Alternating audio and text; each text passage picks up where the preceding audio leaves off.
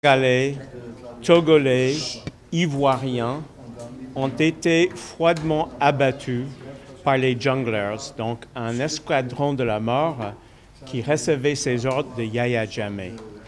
D'après nos enquêtes, la plupart de ces migrants ont été abattus et sont enterrés ici au Sénégal, en Casamance. En fait, Yahya Jammeh utilisait la Casamance comme son cimetière personnel, car pas seulement ces migrants, mais aussi des membres de sa famille qu'il a tués, des soldats accusés d'un coup d'État qu'il a tués, ont été enterrés ici en Casamance. Nous appelons le Sénégal à aider le Ghana, qui est saisi de cette affaire, car 44 Ghanéens ont été tués. Nous appelons le Sénégal à collaborer avec la justice ghanéenne et avec toute justice qui se saisit de ces meurtres. Nous ne voyons pas pourquoi les crimes de Yahya Jammeh ne pourraient pas être jugés ici en Afrique. Les victimes gambiennes ont été inspirées par les exploits des victimes de Hissène Habré qui avaient trouvé justice ici au Sénégal. Dans le cas des massacres de migrants commis par Yahya Jammeh, les victimes ghanéennes et gambiennes ont décidé de saisir en priorité la justice du Ghana, car le Ghana a perdu 44 de ses citoyens, le Ghana a un pouvoir judiciaire indépendant, le Ghana a comme langue juridique l'anglais et le Ghana n'est pas impliqué dans la politique gambienne comme l'est le Sénégal. Donc les victimes ont saisi en priorité la justice ghanéenne, mais la justice sénégalaise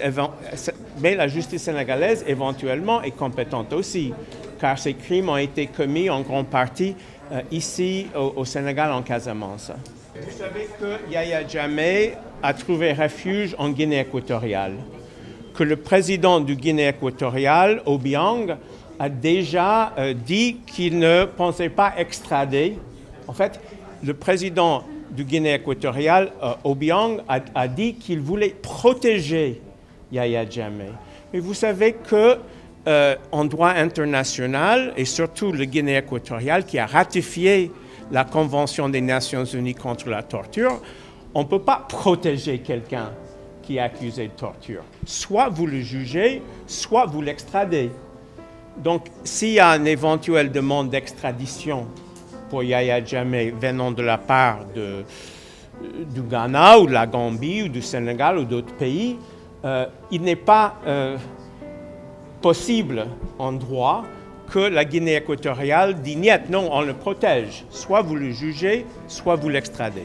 Nous pensons évidemment que les victimes de Yahya Jammeh, qui sont maintenant au nombre des milliers, Yahya Jammeh, il est accusé non seulement de ce massacre des migrants, il a abattu des journalistes, il a fait tirer sur des manifestants pacifiques. Deda Aidara était un journaliste et propriétaire de journal, en même temps éditorialiste, et c'était quelqu'un qui faisait beaucoup de bruit avec la corruption qui régnait en temps de Jammeh.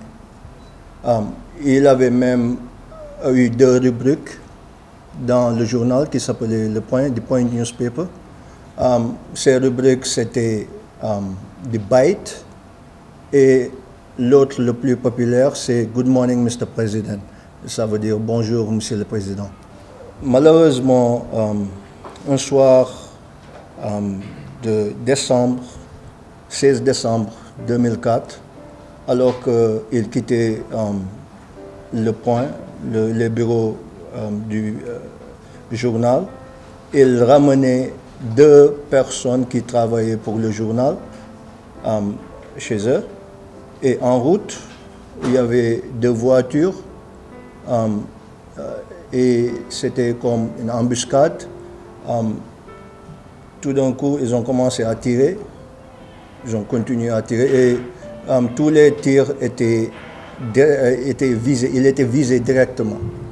Parce qu'après qu'on a vu le corps, on a compris que toutes les balles étaient directement visées sur lui. Malheureusement, il a perdu la vie directement. Ouais, et depuis ce jour-là, j'ai commencé une quête pour avoir justice.